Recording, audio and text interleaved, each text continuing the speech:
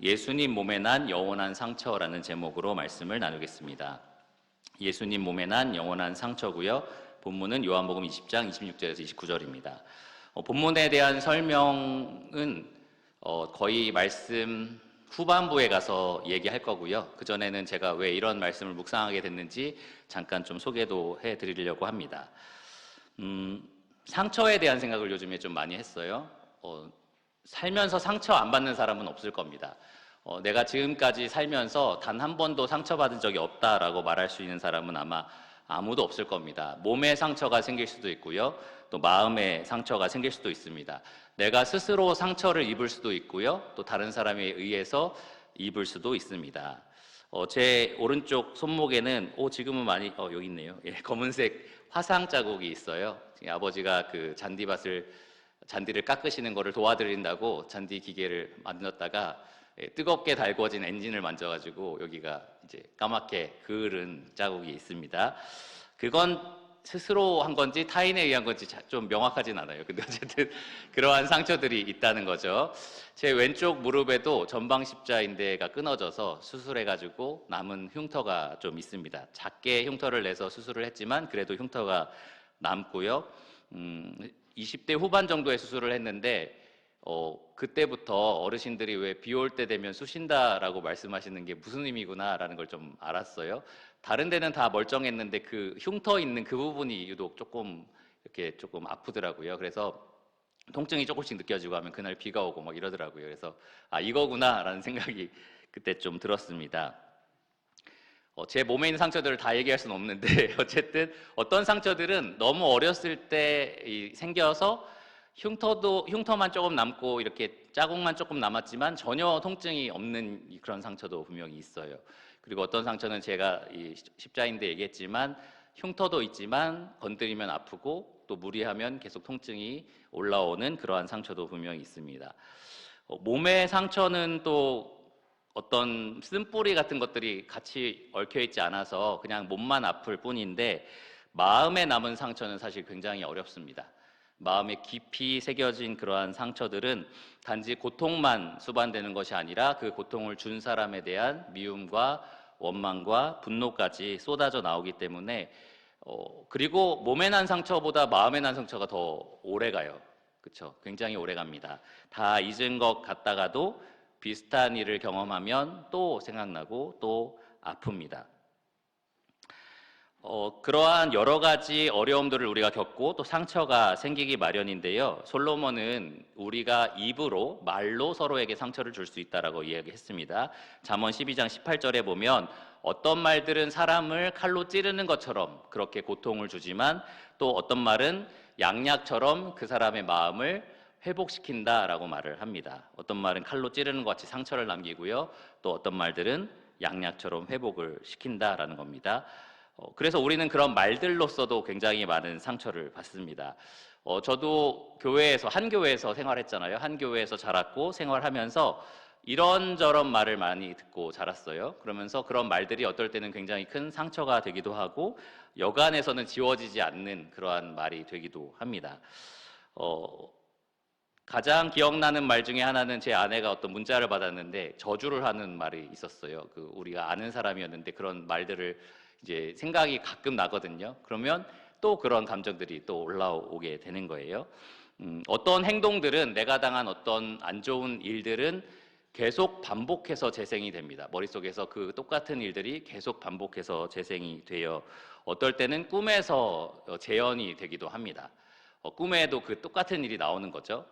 그리고 어떤 말들은 마치 머리에 이렇게 칼로 새겨 넣은 것처럼 내 가슴에 계속해서 메아리쳐 울립니다.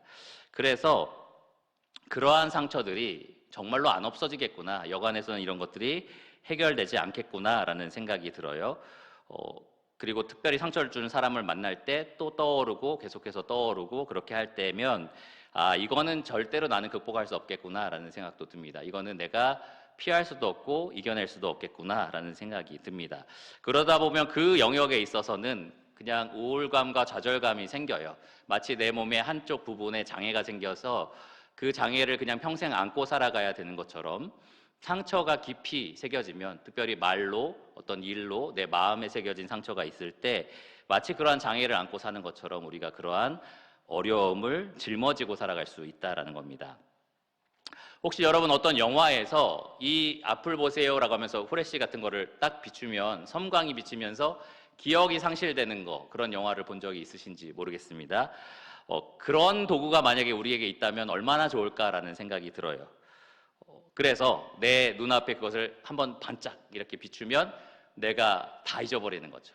마치 그 말을 듣지 않았던 때로 돌아가는 것처럼, 그 일이 없었던 것처럼 그렇게 되돌아가는 겁니다. 그런 기구가 있으면, 도구가 있으면 얼마나 좋을까 생각될 정도로 상처는 우리를 괴롭히고 아프게 합니다. 그래서 많은 성도님들이, 또 많은 믿지 않는 사람들이 쓰는 방법은 세월을 이용하는 거예요. 시간을 이용하는 겁니다. 많은 세월이 지나가고 나면은 상처가 사라지겠지, 아물겠지, 이러한 바람이 있습니다. 그런데 단지 시간만 흐른다고 해서 상처는 아물지 않아요. 단지 시간만 흐른다고 해서 상처는 회복되지 않습니다. 그냥 덮어놓을 뿐이에요. 그래서 언젠가는 더 크게 덧나게 되어 있습니다. 언젠가는 더 크게 폭발하게 되어 있다는 거죠.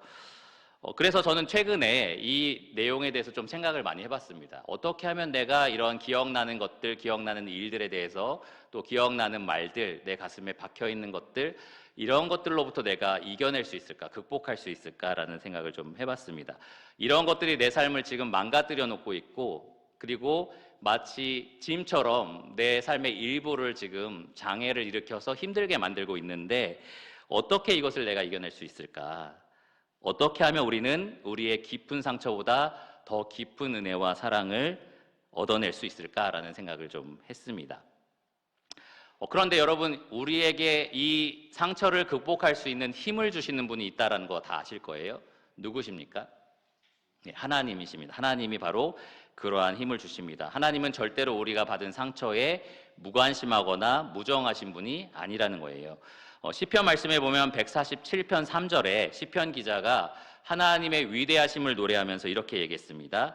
상심한 자들을 고치시며 그들의 상처를 싸매시는도다. 시편 기자의 이 표현이 너무 생생하고 아름다웠어요. 우리가 받은 상처를 하나님이 직접 싸매주신다라는 겁니다. 어렸을 때 왜 부모님이 우리가 손 조금이라도 까지거나 뭐 피가 조금 나고 그러면 왜 호호 불면서 막 밴드 붙여주고 약 발라주고 할 때 굉장히 기분이 좋잖아요. 그래서 가끔 정말 어린아이들 같은 경우 보면은 뭐 3, 4살 뭐 이런 애들 보면 정말 하나도 안 다친 것 같은데 엄마가 호 불어주는 거가 좋아서, 혹은 안아주고 위로해주는 게 좋아서 계속 이렇게 찡찡대는 것을 볼 때가 있습니다. 그런데 하나님이 우리의 상처를 그렇게 아주 알뜰하게 보살펴 주신다라고 하는 겁니다. 우리가 마음이 상했다면 하나님은 그 마음을 고쳐 주십니다. 그리고 우리 모두 믿는 사람들이 기대하는 것이 있어요. 우리의 모든 상처들이 언젠가는 다 해결된다라는 겁니다. 우리의 모든 눈물들을 언젠가 주님께서 닦아주신다라는 겁니다. 계시록 7장 17절과 21장 4절을 보면 언젠가 하나님께서 우리 눈에서 모든 눈물을 씻어주실 것이다 라고 약속하고 있습니다.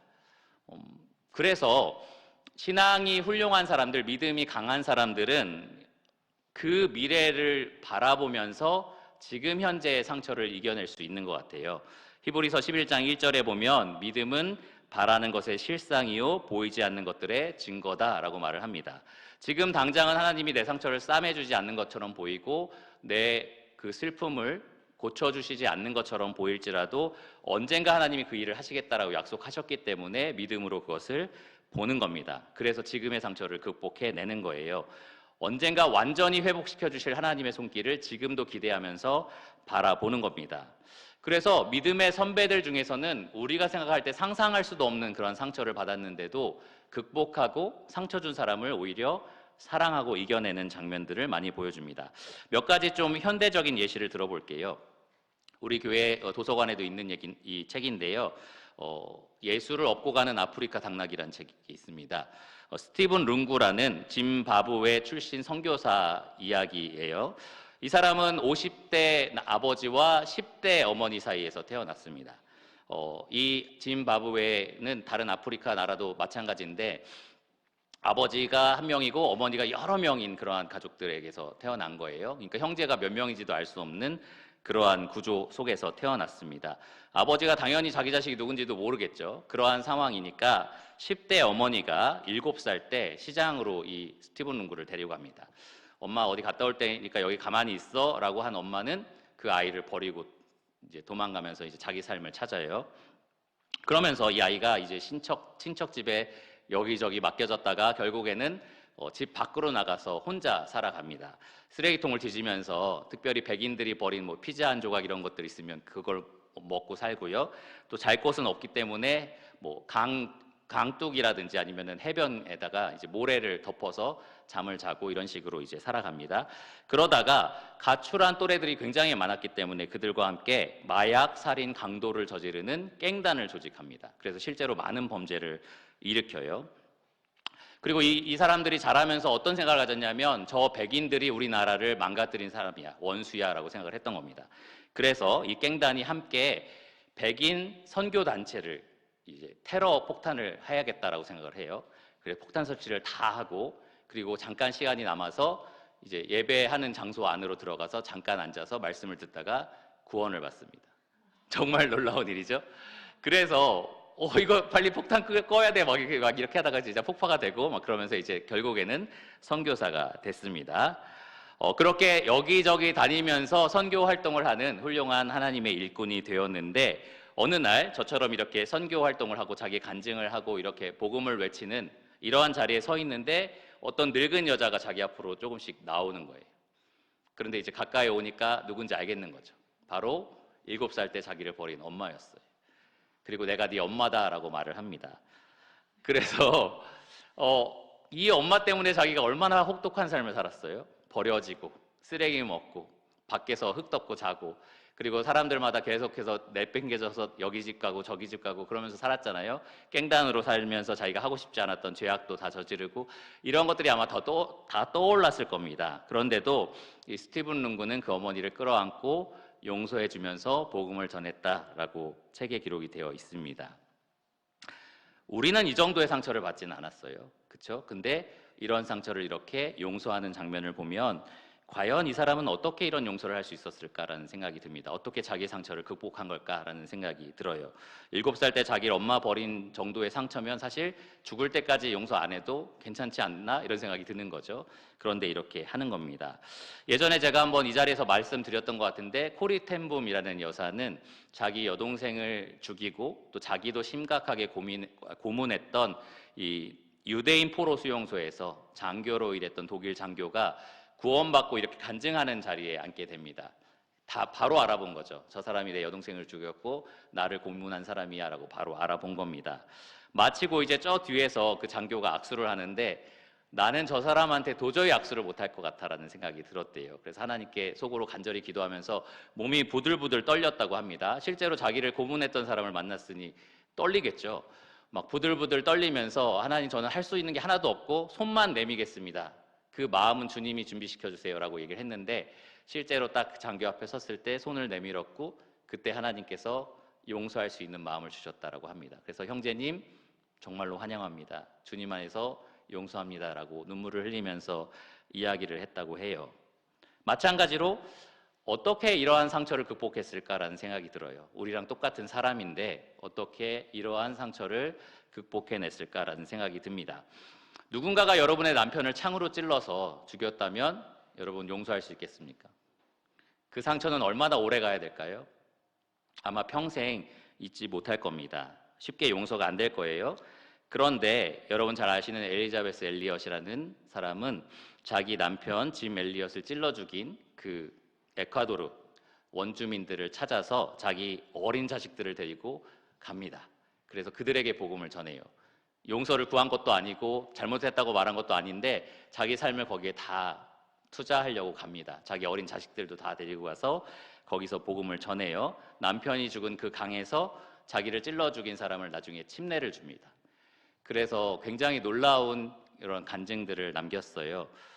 이런 장면들을 볼 때에 정말 우리가 받았다라고 말하는 상처들, 우리가 들어서 너무 괴롭다라고 하는 그런 상처들에 비하면 이 사람들은 말도 안 되는 상처를 받은 겁니다. 정말로 극복할 수 없고 용서할 수 없는 그러한 상처를 받은 사람들이다라는 거죠.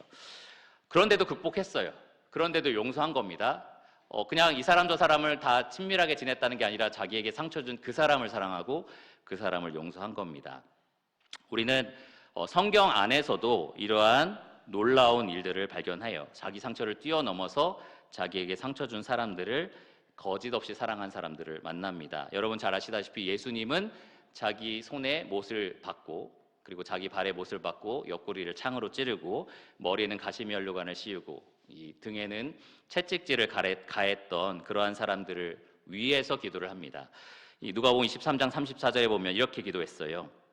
아버지 저들을 사하여 주옵소서. 자기들이 하는 것을 알지 못함이니이다. 단지 그 육체에만 그 상처가 남은 것이 아니고요. 예수님에게 한번 내려와 봐라. 네가 메시아면 한번 십자가에서 내려와 봐라. 그럼 내가 믿을게. 이런 식으로 말도 안 되는 멸시와 조롱과 천대를 가했습니다. 그런데도 주님은 그 마음에 깊숙이 박혀 있는 상처들을 다 극복해내시고 아버지께 용서해달라라고 기도를 하신 겁니다. 스데반 생각나시죠? 자기에게 돌을 막 던지는 유대인들에게, 그래서 결국 돌에 맞아서 죽었습니다. 돌에 맞아서 죽음에 이르는 상처를 계속해서 받는 그 순간에도 사도행전 7장 60절에 보면 주여 이 죄를 그들에게 돌리지 마옵소서 이렇게 기도를 했습니다. 또 한 가지 마지막으로 성경에 나오는 인물 중에 사도 바울이 있어요. 바울만큼 유대인들에게 미움을 받았던 사람이 있나 싶습니다. 가는 곳곳마다 유대인들이 죽이려고 했었고 공격했었고 복음을 방해했었고 유대인들은 사실 바울을 이 세상에서 없애버려야 된다라고 생각을 했던 것 같습니다. 그런데 로마서 9장 3절을 보면 사도 바울은 이 유대인들에 대해서 나의 형제 곧 골육의 친척이라고 말을 합니다. 그러면서 이런 표현을 써요. 그들을 위해서는 나 자신이 저주를 받아 그리스도에게서 끊어질지라도 원하는 바다. 이런 말을 정말 쉽게 할 수가 없습니다. 저는 아내를 사랑하지만 당신이 천국에 갈 수 있다면 나는 저주를 받아서 생명책에서 제 이름이 지워, 이렇게 말 못하거든요. 그 말은 차마 못하겠어요. 아내를 사랑하고 아내가 정말 좋은 곳에 갔으면 좋겠고 막 이런 마음들은 다 있지만 이렇게 강력한 표현을 못하겠다는 거죠. 그런데 바울은 자기를 죽이려고 했던 원수들에 대해서 이런 마음을 품었다라는 겁니다. 근데 어떻게 이렇게 할 수 있느냐라는 겁니다. 어떻게 이렇게 할 수 있느냐. 저는 자라면서 주변에 있는 많은 그리스도인들이 상처받았다라는 얘기를 저한테 할 때가 종종 있었어요. 그래서 나는 절대로 그 사람에 대해서 편하게 못 대할 것 같아. 나는 이제 더 이상 그 사람한테 친하게 못 다가갈 것 같아. 이렇게 말씀을 하시는 거죠. 나는 그 사람이 했던 이 말 절대 못 잊어 라고 말씀하시는 분도 있었고 내가 받은 이 상처는 평생 나를 따라다닐 거야 라고 말씀하시는 분도 있었습니다. 꼭 다른 사람 얘기가 아니고 저 스스로 저에게도 그런 말을 할 때가 있었어요. 나는 이거 극복 못할 것 같은데, 이거는 계속 생각나는데, 이거는 정말로 나한테 깊이 박혀 있는 것 같은데 라고 생각이 드는 것들이 굉장히 많이 있었어요. 그런 생각들이 저 스스로에게 나올 때 혹은 다른 사람에게 들릴 때 저한테 항상 들어왔던 질문은 하나입니다. 복음의 능력은 딱 거기까지인가? 라는 질문이에요. 복음의 능력은 그럼 딱 거기까지인가? 이 사람들, 앞에 말씀드렸던 그 좋은 예시들, 아름다운 예시들에 있어서는 복음이 그 정도의 능력을 발휘했는데 내 삶에서는 딱 이 정도만 복음이 일을 하는 건가? 정말 저 사람에게서는 복음이 딱 그 정도만 역사할 수밖에 없는 건가? 라는 생각이 드는 거죠. 그래서 저 스스로도 어떤 핑계가 생기냐면 이 사람들은 믿음의 대선배들이고 나는 믿음이 참 연약하니까 라고 이제 핑계를 댑니다. 그 사람들은 대단한 신앙인이었고 나는 평범하니까 안 되는 거지. 그들은 마음이 강하고 나는 연약하니까 안 되는 거야. 안 되는 건 안 되는 거야 라고 제가 이제 선을 긋는 거죠. 그런데 여러분 그렇지 않습니다. 그들도 우리도 모두 성정이 같은 사람입니다. 우리가 연약했던 만큼 그들도 연약합니다. 우리가 받은 상처가 아무것도 아닌 건 절대 아니에요. 정말 아프죠. 실질적입니다. 그런데 그들이 지금 말씀드렸던 상처들을 생각해 보시면 비교해 봤을 때는 정말 우리가 초라해 보이기도 합니다. 그리고 가장 중요한 건 이거예요. 아까 제가 드렸던 질문처럼 복음의 능력이 그들에게나 우리에게나 똑같다라는 겁니다. 복음의 능력은 사람을 차별하지 않는다는 거예요. 그들이 그 엄청난 상처와 고통을 극복할 수 있을 만큼 하나님의 놀라운 은혜와 사랑을 복음을 통해서 받았다면 우리도 받을 수 있는 겁니다. 그들에게처럼 똑같이 우리에게 풍성히 하나님께서는 부어주신다라는 거예요. 하나님의 사랑은 영원 무궁하고요. 누구에게나 영원 무궁합니다. 복음의 능력은 정말로 한계가 없고요. 누구에게나 차별 없이 한계가 없습니다.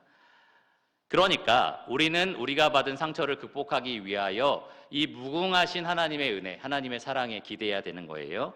계속해서 그분의 사랑을 바라봐야 되는 겁니다. 그 과정을 거칠 때에야만 우리가 받은 상처가 온전히 회복될 수 있습니다. 시간을 보내면 덧나고 더 크게 터지는데 이 사랑으로 회복할 때는 그 상처가 아물고 치료가 된다라고 말씀을 드리는 겁니다. 그리고 그 상처가 치료돼야만 우리는 영적으로 건강하게 자라날 수가 있습니다. 그러면 어떻게 사랑으로 이 상처를 극복할 수 있을까? 한마디로 이렇게 말씀드리고 싶어요. 우리의 상처는 그리스도의 몸에 난 영원한 사랑의 상처로만 극복할 수 있다. 우리의 상처는 그리스도의 몸에 난 영원한 사랑의 상처로 극복할 수 있다라는 겁니다. 이제 본문을 살펴보려고 합니다. 요한복음 20장 26절에서 29절까지입니다.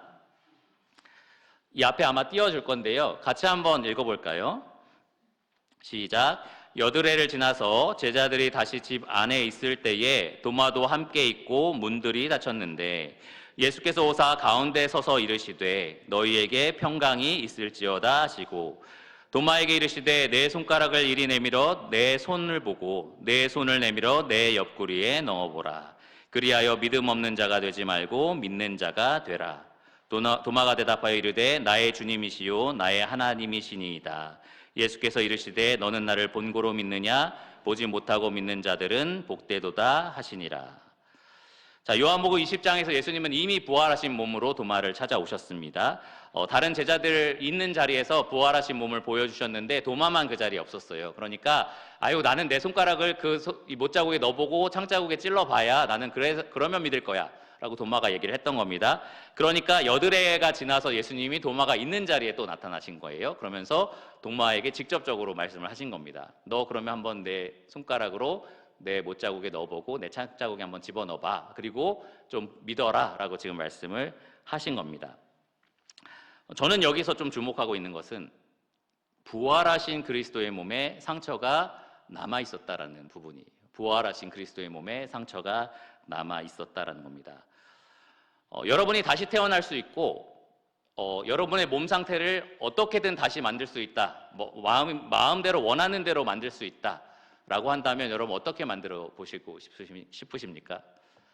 저는 글쎄요, 어떤 사람처럼 하면 좋을까? 현빈 같은 얼굴에 약간 키도 한 180이 넘고 온몸에 상처가 없는, 그리고 아름다운, 요즘에 성경 읽기를 보니까 정수리부터 발바닥까지 완벽했다라는 사람이 있더라고요. 뭐 나쁜 사람이겠는데 어쨌든 그 정도의 용모를 갖춘 사람으로 나는 다시 태어나고 싶다라는 생각이 들어요. 만약에 내가 원하는 대로 만들어낼 수만 있다면, 주님은 돌아가셨고 그리고 부활하셔서 이제 새로운 몸을 입으신 상태였습니다. 그런데 손에는 못자국이 있었고 옆구리에는 창자국이 남아있는 상태였던 거죠. 썩을 것이 아니라 썩지 아니할 것을 지금 입으신 상태였고요. 죽을 몸이 아니라 죽지 아니할 몸을 입으신 상태였습니다. 그런데 굉장히 흥미로운 부분이에요. 주님께는 여전히 상처가 남아 있었다라는 겁니다.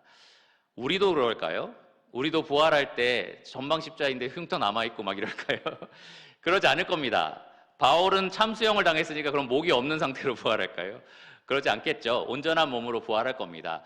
예전에 종교개혁 시대 때는 이 개신교를 탄압하기 위해서 천주교 신자들이 지도자들이죠. 개신교 이 지도자들을 죽여서 그 몸을 다 이 가루로 만들어서 강이나 산 이런 데 다 따로따로 분리해서 뿌렸다고 해요. 왜냐? 부활할 때 몸이 합쳐지지 못하게 하려고.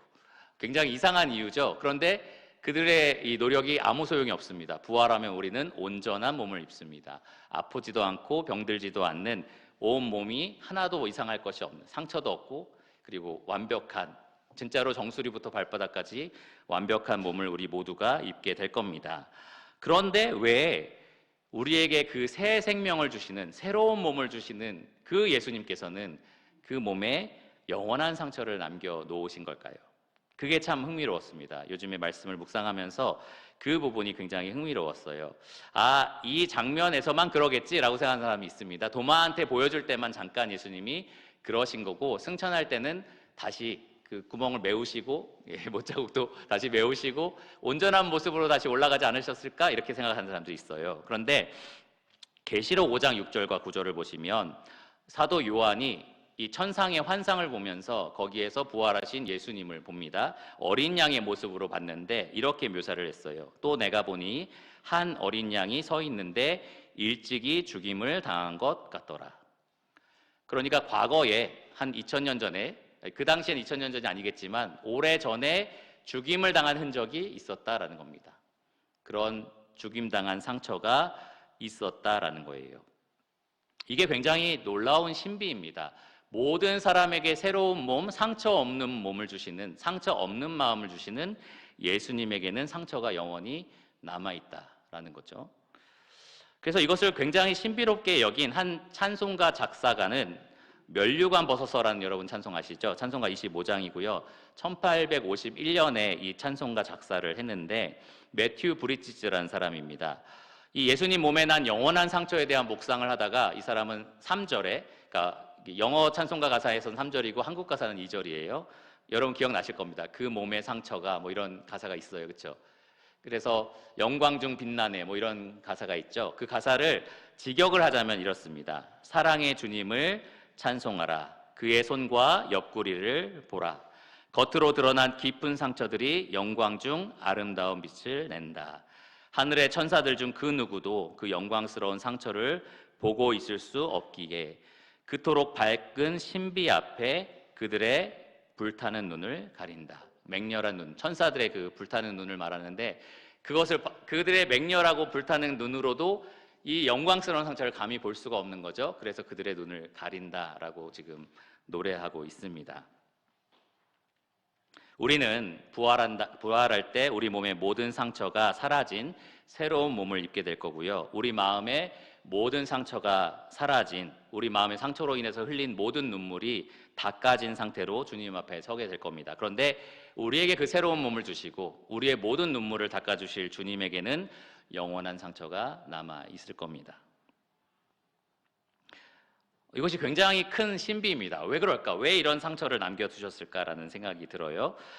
성도들이 새하늘과 새 땅에서 부르게 될 노래가 계시록에 기록되어 있습니다. 계시록 5장 9절과 5장 12절을 보시면 거기에도 이 영원한 상처에 대한 언급이 좀 있습니다. 보시면 일찍이 죽임을 당하사 각 족속과 방언과 백성과 나라 가운데서 사람들을 피로 사서 하나님께 드리시고 그들로 우리 하나님 앞에서 나라와 제사장들을 삼으셨으니 그들이 땅에서 왕노릇 하리로다 라고 성도들이 찬양을 하고요. 계시록 5장 12절에 보면 이제 천군 천사들이 이렇게 노래를 합니다. 죽임을 당하신 어린 양은 능력과 부와 지혜와 힘과 존귀와 영광과 찬송을 받으시기에 합당하도다. 주님께서 그 상처를 영원토록 간직하시고 계신 이유는 우리가 그분을 영원토록 찬양하게 하기 위해서일 겁니다. 우리가 영원토록 우리를 얼마나 사랑하셨는지를 날마다 확인할 수 있도록 주님은 그 몸에 상처를 지니고 계실 겁니다. 브릿지츠가 찬송한 것처럼 그 상처의 밝은 신비로움 앞에, 그 영광스러운 그 아름다움 앞에 우리는 우리의 눈을 가리게 될 겁니다. 그리고 주체할 수 없는 감사와 찬양과 그리고 기쁨을 가지고 이 예수 그리스도를 우리가 세세토록 예배하게 할 겁니다. 그게 바로 그분이 상처를 영원토록 가지고 계시는 이유입니다. 그러면 아까 언급해드린 극심한 상처를 받은 믿음의 선배들이 어떻게 오늘날 받은 상처들을 극복해낼 수 있었을까? 그리고 그 상처 준 사람들을 그렇게 사랑할 수 있었을까? 생각해보면 우리가 나중에 볼 그 영원한 상처를 그들은 믿음의 눈으로 지금 보고 있었구나라는 생각을 하게 됐습니다. 도마에게 주님이 말씀하신 것처럼 본고로 믿는 사람이 아니라 보지 않고 믿는 사람이 되어서 믿음으로 주님의 그 상처를 바라보고 자기의 상처를 극복할 수 있었던 겁니다. 스데반이 그랬죠. 스데반이 돌에 맞는 중에 하늘을 바라보니까 보좌에 서 계신 그리스도가 보였습니다. 그리스도께서 이 상처를 가지고 계신 채로 서 계신 거죠. 그 그리스도의 모습을 본 스데반은 저들을 용서하여 주시옵소서라고 기도할 수 있었습니다. 아마도 다른 믿음의 선배들도 마찬가지였을 거예요. 자기가 받은 상처에 집중하면서 그것만 바라본 것이 아니라 자기를 위해서 자기 생명을 내어주신 그리스도의 상처를 바라봤을 겁니다. 그분의 영광스러운 상처가 얼마나 크고 깊은지를 그들은 헤아렸을 겁니다. 그분의 그 깊고 놀라운 상처 앞에 자기의 상처가 얼마나 별 볼 일 없는 것인지, 가벼운 것인지를 충분히 묵상했을 겁니다. 그래서 그 상처가 자기를 계속 괴롭히고 계속 용서하지 못하게 하고 계속 삶을 망가뜨리도록 내버려 두지 않고요, 그리스도가 그 간직하신 그 상처를 바라보면서 주님의 사랑을 나도 배우겠습니다라고 고백을 했을 겁니다. 그리스도의 용서를 나도 실천하겠습니다라고 그렇게 고백을 했을 겁니다. 그러한 힘으로 그들은 원수를 사랑할 수 있었던 겁니다. 그 힘으로 그들은 상처를 극복할 수 있었던 겁니다. 은혜 받은 습관이란 책이 우리 도서관에도 있는데요, 데이비드 마티스라는 사람이 지었습니다. 이 사람은 디자이어링 갓이라는 사이트에 2019년에 그의 상처는 결코 사라지지 않는다라는 제목으로 글을 기고했어요. 그 글에서 그가 예수님 몸에 난 영원한 상처가 우리에게 말해주는 3가지를 이야기했습니다. 그리스도의 몸에 상처가 남아있는데 그 상처를 바라볼 때 그 상처가 우리에게 이렇게 말한다는 거예요. 첫 번째, 나도 너희의 상처를 안다. 나도 너희의 고통을 안다라는 겁니다. 몸이 멀쩡한 사람이 와서 나도 몸 힘든 거 다 알아 라고 말하는 것과 몸을 쩔뚝쩔뚝거리면서 한쪽 몸이 되게 불편한 사람이 와서 힘들지, 나도 힘든 거 다 알아 라고 말하는 것은 굉장히 큰 차이가 있습니다. 그런데 주님이 받으신 고통은 이 세상 그 누구도 받지 못했던 가장 극심한 고통이었어요. 주님이 마음에 남은 그 상처는 그 어떤 사람도 경험할 수 없었던 배반과 모욕의 상처였습니다. 그런데 주님은 그 고통의 흔적을 가지고 계시면서 나도 너희의 고통을 다 안다라고 말씀을 하십니다. 두 번째로 마티스는 그 고통의 상처가 우리에게 내가 너희를 사랑한다라고 말한다고 합니다. 그 고통의 흔적이 그냥 난 게 아니잖아요. 우리의 그 운명을 바꾸기 위해서, 우리의 죄값을 치르기 위해서, 우리를 영원토록 사랑하기 위해서, 영원히 양자로 삼고 하늘의 기업을 물려주기 위해서 그리스도께서 당하신 고난을 보여줍니다. 그 고난의 흔적이에요. 사랑이 확증된 흔적입니다. 그러니까 그걸 볼 때마다 내가 얼마나 많은 사랑을 받았는지 우리는 떠올리게 되는 거예요. 1만 달란트 빚진 자로서 그 빚이 탕감받은 사랑을 주님의 상처를 볼 때 우리는 보게 되는 겁니다. 그러면 내 옆에 100데나리온 빚진 사람 사랑하고 용서하는 거 어려운 일이 아니게 되는 거죠. 내가 그 많은 사랑을 받았으니까요. 그리고 마지막 3번째, 주님의 몸에 난 영원한 상처는 우리에게 내가 너희를 이기게 하리라 라고 말을 합니다. 주님은 십자가에서 그 상처를 받고 돌아가신 어린 양이 아니라 부활하신 사자로서 온 세상을 다스리는 왕자에 앉아 계십니다. 그리고 내가 너희를 함께 이 자리에 앉게 하리라 라고 말씀을 하시는 거예요. 그 몸에 난 상처는 우리에게 영원한 승리를 보장합니다. 나는 이겨낼 수 없어요. 나는 그 상처를 절대 극복할 수 없어요. 저 사람을 절대 용서할 수 없고 절대 사랑할 수 없어요 라고 말하는 사람들에게 그 상처를 보여주시면서 내가 너를 이기게 할 거다, 내가 너를 극복하게 할 거다, 내가 너를 회복할 거다라고 말씀을 해 주시는 겁니다. 그러니 여러분, 상처받은 가운데 고통스러워하고 계시다면 계속해서 들은 말들이 머릿속에 맴돌고 꿈에도 어떤 일들이 떠오르고 계속해서 여러분들을 또 따라다니면서 괴롭히고 있다면 여러분은 상처를 바라보지 마시고 그리스도의 영원한 상처를 바라보셔야 합니다. 그리스도의 몸에 난 영원히 여러분들을 사랑하시고 여러분들을 용서하시고 여러분들을 승리로 이끄시는 그 상처를 바라보셔야 합니다. 상처는 상처로 잊어집니다. 상처는 상처로 잊어져요. 우리의 상처가 그리스도의 상처로 잊어진다라는 겁니다. 오직 여러분을 향하여 그 영원한 상처를 간직하시는 예수 그리스도를 통하여 여러분이 받은 그 상처를 극복하시고 여러분을 위하여 그 영원한 상처를 간직하기를 기뻐하셨던 그 주님을 위하여 여러분들 이 땅에서 용서하고 사랑하고 그리고 주님을 드러내는 일에 더욱 힘쓰시기를 간절히 바랍니다. 기도하고 말씀을 마치겠습니다.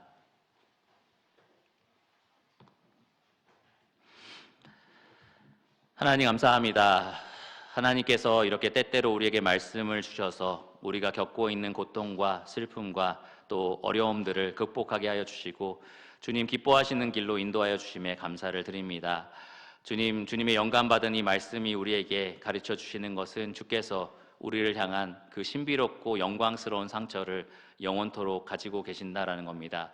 영원토록 천국에서 우리는 변치 않는 그 사랑을 우리 눈으로 볼 수 있고, 우리가 용서받았다라는 확증을 계속해서 우리가 확인할 수 있으며, 우리가 최종 승리했다라는 선포를 세세토록 주와 함께 선포할 수 있다는 사실에 참으로 감사를 드립니다.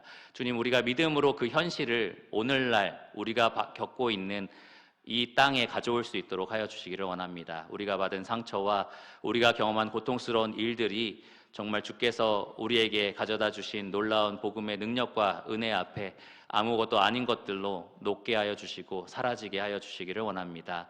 주님께서 정말로 넘치는 은혜와 또 사랑으로 우리의 고통스러운 현실들을 정말 극복할 수 있도록, 이것이 단지 우리의 머릿속으로 만들어내는 정신 승리가 아니라 정말 주께서 실제로 다 이루신, 또 말씀으로 약속하신 그 진리 위에 우리가 믿음을 두어서 얻어낼 수 있는 은혜로운 복이라는 것에 우리가 기뻐하며 그 복을 계속해서 취할 수 있도록, 순종하면서 얻어낼 수 있도록 주님께서 힘주시기를 간절히 기도드립니다. 모든 것을 예수 그리스도 이름으로 감사하며 기도드렸습니다. 아멘.